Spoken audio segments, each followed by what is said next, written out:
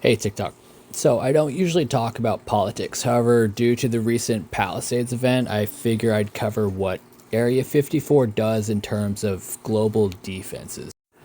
Okay, but first I have to cover some really challenging viewpoints first to get a better understanding of my perspective. We live on psionic matrix platforms. If you're from Earth, if you're not from Earth, you already get that. But if you're from Earth, your life is obfuscated physically, psychically, from the visualization centers in the brain. Okay, so we've shown you telekinesis, you comprehend human designed artificial intelligence. Then you need to conceptually comprehend non human designed artificial intelligence. That artificial intelligence monitors the telekinetic side of the human brain. All humans. That's the brain chip we've talked about in recent news. It's called a CBM, a computerized brain module. It's an implant device and it's installed on humans.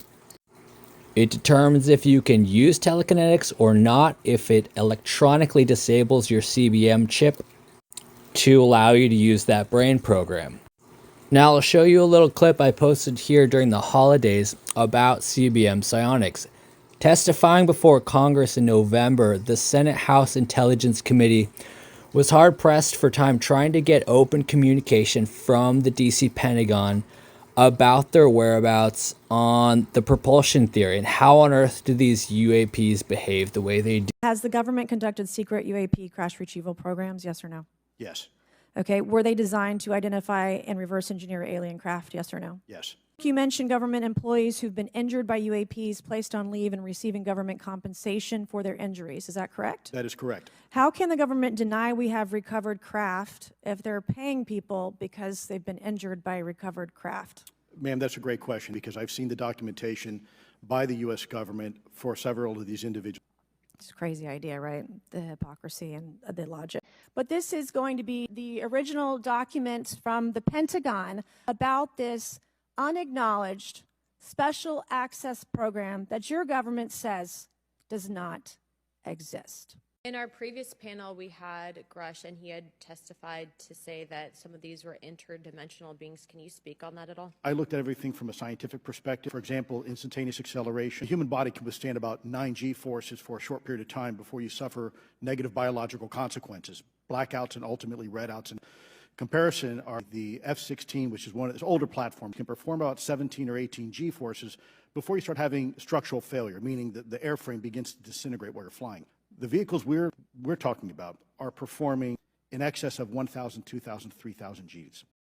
Okay, so back to what I was talking about with psychics. The best example I can use to describe what that looks like if you're new to extraterrestrial brain implants is loosely appearing exactly like the Matrix movie. Not the storyline, the physical apparatus that is a remote electronic operating, fast-acting computerized hologram that physically dictates life. Okay, so that's the challenge we have at Area 54. The United States Defense Department, the FBI, CIA, all linked to Area 54. Area 54 is the broadcasting server. Okay, so expanding your view. If you were from Earth, you're hypothetically living on a field of Earth. It's a containment zone. If you were from the Milky Way galaxy, your field is then the entire Milky Way galaxy, and Earth is just a component, but it's not an important focus area of your work zone. It's a habitat for exactly this size of life form, humans, but not relative to other sized ones in the surrounding areas because the planets are bigger and the stars are bigger or smaller. But they're vast. The scale is just immense. So it could be like dinosaurs compared to microbial beings. So why? Why did the Palisades burn down? Why is LA on fire? Well, it's programming, psychic programming on a scheduled task execution. And it gets loaded into a human CBM chip device that drones go in, accelerate the event, and the aftermath is a fire, so to speak. The challenging part is to comprehend the drone size, honestly. We're familiar with human scale man-made objects, but when you get into UAP technology, and we've been talking about this in the news recently, we're talking about the scales that outpace human cognitive function by multitudes of our total environment. So a UAP, a UFO, can scale to 10 times, 100 times the size of a normal aircraft, and then produce speeds and capabilities autonomously driving with AI that we can't even fathom.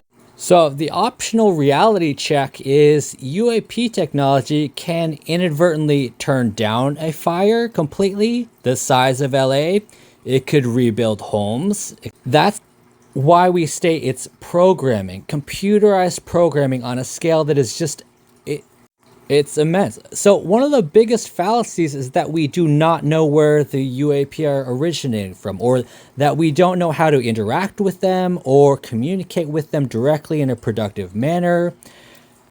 And that's the fallacy. That part has already been established at Area 51 and Area 54 where I live. So the negligence is power, corruption, greed, control, planetary defenses, physically knocking out our power to communicate effectively, right? Because if you could control a drone the size of LA County, you could put out the fire immediately and no problem. So something is going on here, communication-wise. If we can spot all the UAP equipment, but determining intentions, origins seem to be fleeting the mind actively, well, that's part of the control mechanism of the CBM chip itself. The brain implant on humans is just scrubbing away all that information. So Area 54, like I said, it's the programming side of the brain chip, and we hacked into the matrix psychically, predetermined the outcomes of events related to malicious programming, AI, like the Palisades fire. Loosely put, that adaptation or hack gave Area 54 somewhat control over UAP phenomenon, the giant ET drone. Like I'm showing you here, I'm using telekinesis. It's something that normal humans are not comprehending, but they're also being prevented from learning it because of the brain chip. So when we hacked into the brain chip, it provided us with a lot of other information. Script work, mainly programming, protocols, things that we could foresee future events that we know in fact are going to have an impact or effect on the globe, and we send those into CIA all the time, exactly like the Palisades event. But there's a barrier between the two bodies of knowledge. Acceptance of UAP phenomenon and succumbing to the brain chip, basically just nullifying that thought.